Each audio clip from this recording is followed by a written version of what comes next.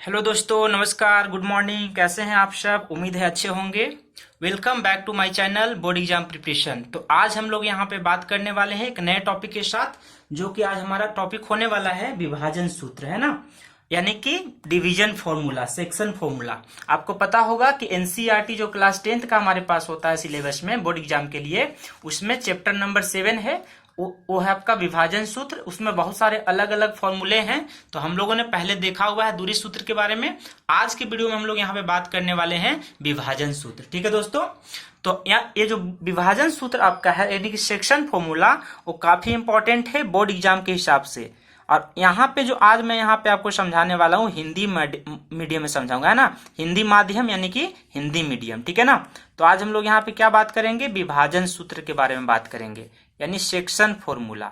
इसी को सेक्शन या डिवीजन फॉर्मूला कहा जाता है। ठीक है ना, इसी को सेक्शन या डिवीजन फॉर्मूला भी कहा जाता है। ठीक है, तो इसमें आपको किस प्रकार के सवाल पूछे जा सकते हैं वो मैं यहाँ पे आज बात करूंगा। और आज हम लोग यहाँ पे टाइप 1 बात करेंगे कि इस फॉर्मूला के बेसिस पे, इस फॉर्मूला के आधार पे सवाल आपको कैसे कैसे आ सकते हैं, किस किस टाइप के सवाल आएंगे। तो आज हम लोग पहले टाइप का सवाल यहाँ पे डिस्कस करेंगे। उससे पहले मैं आपको बता देना चाहता हूँ कि विभाजन सूत्र में होता क्या है। तो देख लीजिए विभाजन सूत्र में कैसे होता है बिंदु, उसको देख लीजिए पहले। कि मान लीजिए आपके पास यहाँ पे कोई रेखाखंड अगर दिया गया है। अब मान लीजिए रेखाखंड का नाम कितना है? ए दिया हुआ है, x1, y1। ठीक है ना। और जो बी बिंदु दिया गया मान लीजिए वो दिया है आपका x2, y2। ठीक है। और इसी के बीच मान लीजिए कोई तीसरा बिंदु यहाँ पे, ठीक है ना, इसी दोनों के बीच कोई तीसरा बिंदु है, मान लीजिए इसको C। और जिसका आपका निर्देशांक कितना दिया गया है? x, y दिया गया है। ठीक है ना। तो आपका यहाँ पे AC से लेकर CB तक, मतलब यहां से लेकर यहां तक और फिर यहां से लेकर यहां तक कितना अनुपात होगा? तो अनुपात हम लोग मान लेते हैं इसका M1, इसका मान लेते हैं हम लोग M2। ठीक है ना। अनुपात क्या हो गया? M1 और M2 हो गया। तो इसके लिए हम लोग x कैसे निकालते हैं उसके लिए एकदम मतलब शॉर्ट में बस तरीका आपको बता दे रहा हूं। यहाँ पे पूरा डेरिवेशन अभी फिलहाल करने का जरूरत नहीं है। अब समझिए आपका रिवीजन का टाइम आ गया। ठीक है ना।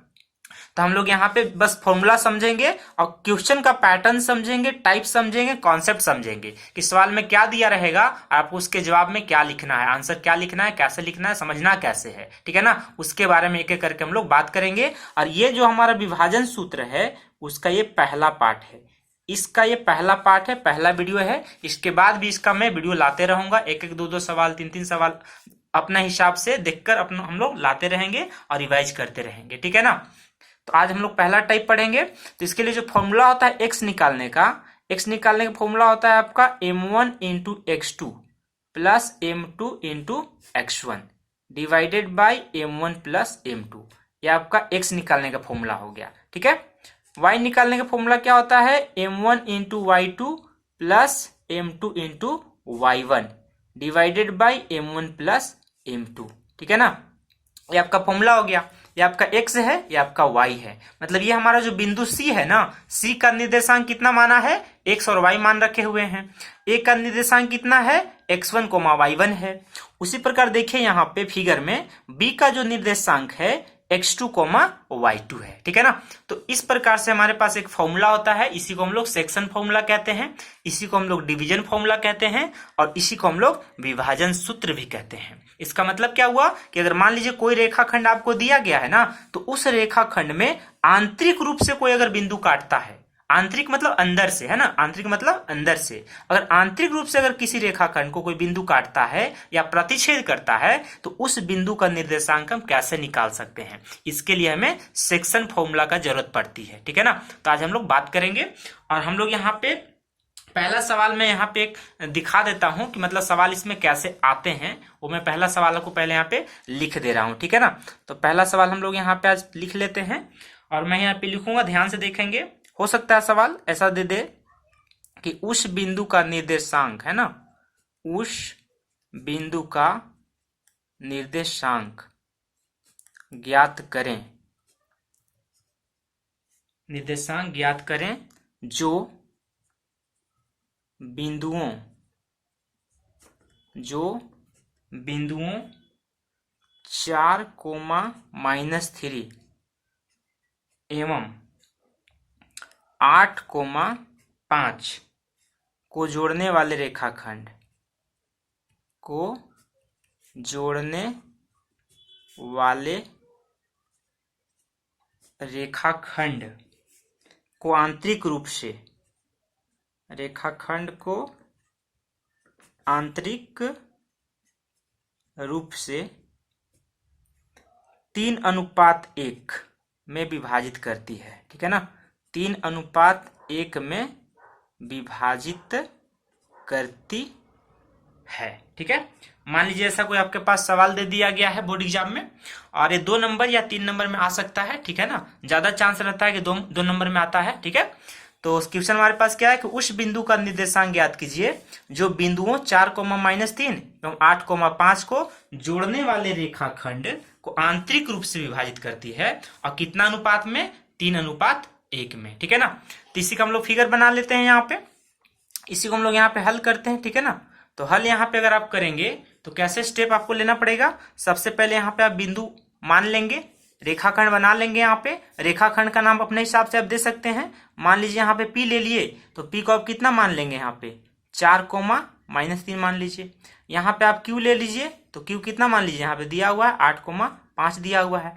मतलब यहाँ से x1 पता चल गया, यहाँ से y1 पता चल गया, यहाँ से x2 पता चल गया, यहाँ से y2 पता चल गया। ठीक है ना, और यहाँ पे मान लीजिए r और यहाँ बोलेंगे x, y, मतलब हमें यही निकालना है, यही बिंदु निकालना है। ठीक है ना, तो सबसे पहले आप यहाँ पे मान लीजिए, माना कि वांछित है ना, वांछित बिंदु R है। ठीक है ना, सबसे पहले आप यहाँ पे क्या मानेंगे, माना कि वांछित बिंदु, ये हो गया वांछित बिंदु R है। ठीक है ना, वांछित बिंदु कौन सा है, R है। आप चाहें तो यहाँ पे लिख भी सकते हैं जो दिया हुआ है ना। वैसे मैंने फिगर में बना दिया है तो नहीं भी लिखेंगे तो कोई दिक्कत नहीं है, लेकिन एक चीज आप यहाँ पे लिख लीजिए, दिया है ना, दिया है। क्या दिया है, M1 बराबर कितना दिया है, 3 दिया हुआ है। ठीक है ना, और M2 बराबर कितना दिया है, 1 दिया है। कम से कम इतना लिख सकते हैं क्योंकि अनुपात हम लोग को पता चल गया 3:1।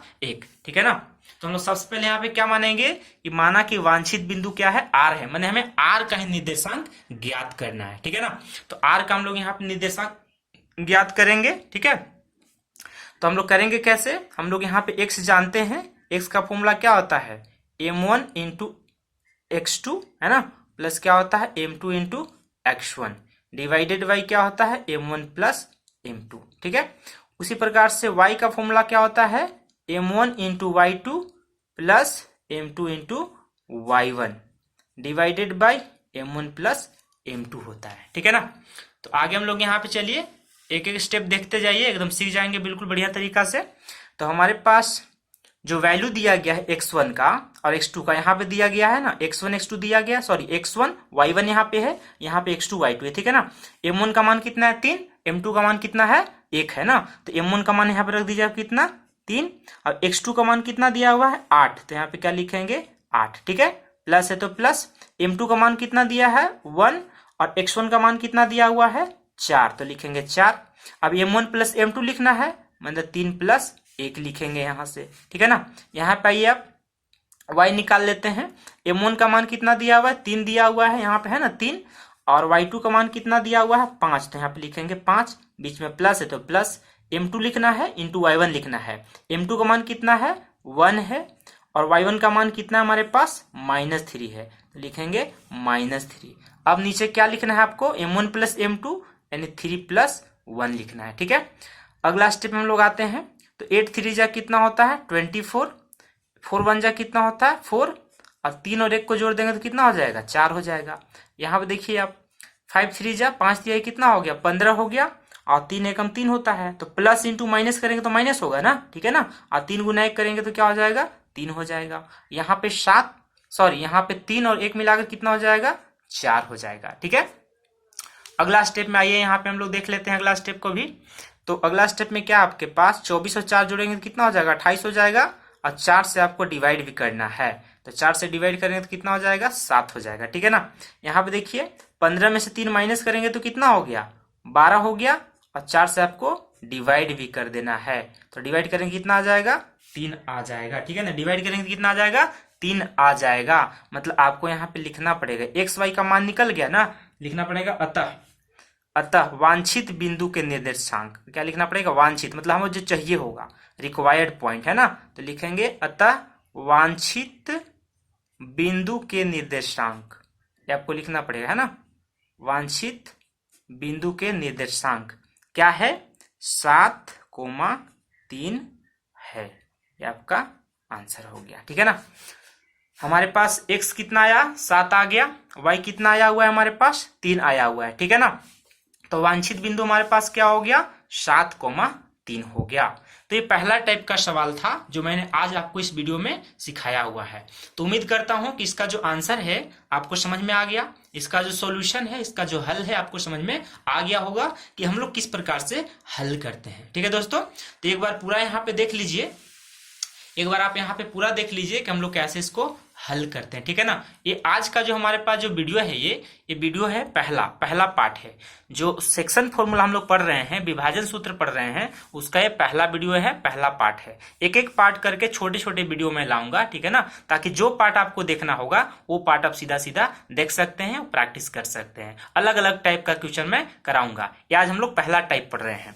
आज दोस्तों हमारा जो डेट हो गया वो हो गया 30 दिसंबर 2022, ठीक है ना। 30 दिसंबर 2022 हो गया। आज हम लोग पढ़ रहे हैं विभाजन सूत्र, सेक्शन फॉर्मूला, और उसमें भी कौन सा? पहला टाइप पढ़ रहे हैं कि सेक्शन फॉर्मूला के आधार पे यानी विभाजन सूत्र के आधार पे किस प्रकार से क्वेश्चन बोर्ड एग्जाम में आते हैं, ठीक है ना। और हम लोग जो अगले वीडियो में जब बात करेंगे तो वहां पे दूसरे टाइप का भी क्वेश्चन पढ़ेंगे कि और इसी सूत्र में यानी विभाजन सूत्र में ही और कितने कितने प्रकार से सवाल आ सकते हैं, क्वेश्चन पूछे जा सकते हैं, है ना, वो सब हम लोग पढ़ेंगे। क्योंकि हिंदी बोर्ड में 10th क्लास के लिए बहुत इंपॉर्टेंट है, चाहे आपका कोई भी बोर्ड हो गया, Jharkhand board, Bihar board, UP board या छत्तीसगढ़ बोर्ड, हरियाणा बोर्ड, कोई भी बोर्ड, अगर आप हिंदी माध्यम का स्टूडेंट हैं तो एनसीईआरटी हर जगह चलता है ना, ऑल इंडिया चलता है। तो आपका एनसीईआरटी का ही कॉन्सेप्ट ये सब है और उसी के आधार पर सवाल पूछे जाते हैं, ठीक है ना। तो उम्मीद कर रहा हूं कि ये जो सवाल है आपको समझ में आ रहा होगा। और एक बार पूरा का पूरा यहाँ पे आप देख सकते हैं, मैं आपको दिखा दे रहा हूँ वहां पे, ठीक है ना, कि कैसे हम लोग हल करेंगे। हाँ, आपको ध्यान देना पड़ेगा कितना लिखना है, कितना नहीं लिखना है, सब ध्यान देना पड़ेगा। आपको बहुत ज्यादा भी नहीं लिखना है, बहुत कम भी नहीं लिखना है, ठीक है ना। जितना जरूरत है उतना ही लिखना है। 3 नंबर के लिए, 4 नंबर के लिए, या मान लीजिए 2 नंबर के लिए, जितने नंबर का, जितने मार्क्स का सवाल रहता है ना, उसके हिसाब से आपको आंसर लिखना होगा, ठीक है दोस्तों। तो उम्मीद करता हूं आपको समझ में आ गया होगा। बाकी मुझे जरूर बताइएगा, है ना। और अगर पसंद आता है तो एक लाइक कर दीजिएगा, है ना। और अगर आप मेरे चैनल पे नए हैं तो आप मेरे चैनल को सब्सक्राइब कर लीजिए, ताकि बोर्ड एग्जाम से संबंधित मैं बहुत सारे इंपॉर्टेंट क्वेश्चंस, चाहे फिजिक्स का हो, केमिस्ट्री का हो, मैथ्स का हो, इंग्लिश का हो, मैं आपके सामने लाते रहता हूं, ठीक है दोस्तों। तो चलिए हम लोग मिलते हैं इसी प्रकार का नए वीडियो को देखने के लिए। आप मेरे चैनल से जुड़े रहिए और नोटिफिकेशन के लिए बेल आइकन को दबाना नहीं भूलिएगा, ठीक है दोस्तों। तब तक के लिए जय हिंद, वंदे मातरम।